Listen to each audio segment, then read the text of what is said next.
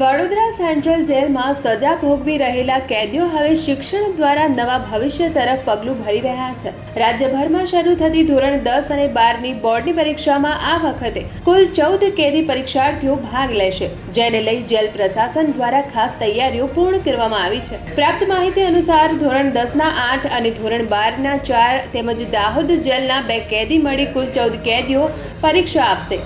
પરીક્ષા દરમિયાન કોઈ મુશ્કેલી ન પડે તે માટે જેલ સંકુલમાં બેઠક વ્યવસ્થા, ઠંડકયુક્ત વાતાવરણ, પીવાના પાણી સહિત તમામ સુવિધાઓ ઊભી કરવામાં આવી છે। પરીક્ષાર્થી કેદીઓમાં આત્મવિશ્વાસ વધે અને તેઓ ઉત્સાહપૂર્વક પરીક્ષા આપે તે માટે ખાસ મોટિવેશન સેશન પણ યોજાયા છે। જેલ પ્રશાસન દ્વારા ગેરરીતિ ન થાય અને શૈક્ષણિક માહોલ જળવાઈ રહે તે માટે વિશેષ તકેદારી રાખવામાં આવી છે। આ વખતે 10માના 8 કેદીઓ છે અને 12માના 4 કેદીઓ છે। દાહોદના પણ 2 કેદીઓ, એટલે ટોટલ 14 જેટલા કેદી ભાઈઓ છે એ એક્ઝામ બોર્ડની આપી રહ્યા છે। એમના માટે આપણે ખૂબ સારી વ્યવસ્થા પણ કરવામાં આવી છે।